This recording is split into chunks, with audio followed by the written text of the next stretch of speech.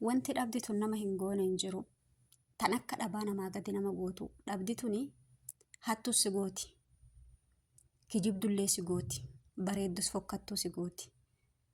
Odoo uffattee qabdu uffannallee sirraa baasani. Viidiyoo mucayyoo tanaa yoo daawwattanii raattanii ilaaltaniirtan dhaqaa feesbuukii jala seenaa laalaa. Namni tokko maqaa hannaa kana yoo namaaf baasii namni kun yoo hattuu tahee wallaahi nama ulfaata. Mucayyoon tuni amma ani shaanxaa malee waan takkan fuune shaanxaa waan fuudhe kanallee dalageessinii kafalaanaa dhiisaatti itti horwataa jirti. Kun gara naan dhaha kun gara siin dhiita. 40 fuutee jedhaniin. Obboleeyyan kiyya waan kana qaqqabaa amma gurbichi isiitumu kuni ani hin dhiitu zayitii itti naqaa danfisee zayitii itti naqaa qoyaan kan jedhu fakkeenya ani siif jedheeti qoonqoo tiyyata nyaachuu hedu yoo an nyaadhe ishii waan nyaattu hin qabdu jedhee sii jedhee dhiisee biraa bahee ati akkamitti na hattaa gizee jedhuun kana atuu dhabdeetii wanna namni lama nyaatu dhabnaan teetiif qooqa ishiin tun naa nyaatu itti biraa baate dhabni kanuma. 40 mana keetii eessaa bahee kan qoonqoo nama lamaa bitachuu hin danda'in. 40 kana mucayyoon tun akkamitti jalaa fuute?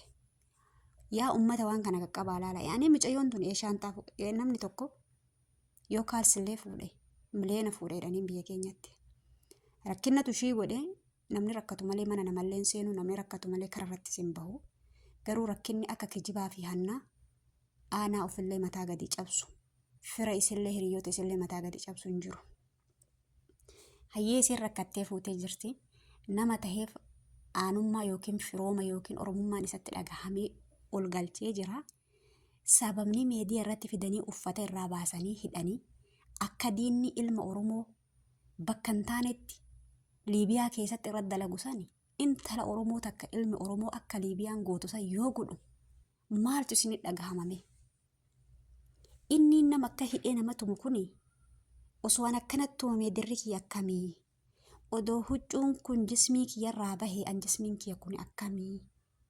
Mucayyoon tuni harmi ishii xoxumaa jaan qabu. Kan inni dhahuun sun harma keessa dhaqa. Hanga nama dhukkubullee si warri dubartii nama beektanii jiran. Yaani ka hidhan kan osoo hin ta'in kanuma shiitaa kanaan gisee isii rukutamee dhaqaa laalaa bakka inni dhahu akka inni dhahu. Maali yaaboo seeratti dhiyeeffadhu.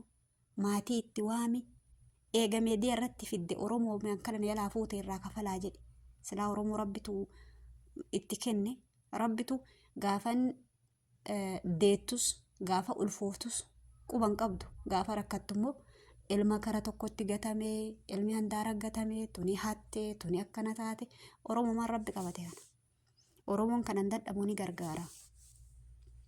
Garuu namni tokko namni sammuu qabu namni barumsa qabu dubara dhalaa takka as fidee dararuu meediyaa irratti osoo hin taane dhuguma 40 dhuguma meeshaan si jalaa fudhatame taana seeratti dhiyeeffatteeti seerri sii kabaja.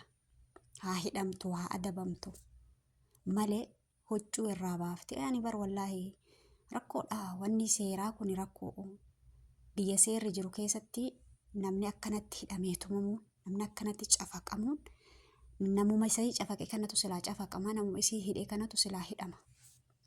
Maal goona firee wanti goonu hin jiru garaan keenyas nu gubatu. Hanni isii hatuu isii arginellee natti jechuun dandeenyu waan irra kaa'anii mucayyoo tanas beeynetii miti garuu akka dubartii takkatti dhukkubsadheefi. Ilmoon dhiiraa tokko haadha ofii yaadatu yoo nama honuma miliyoona isa jalaa fuute honuma feete isa jalaa fuute qabee seeran hin gaafatumaaf meediyaa irra fidee akkanatti dheetuma jiran. Rabbiin nama rakkise.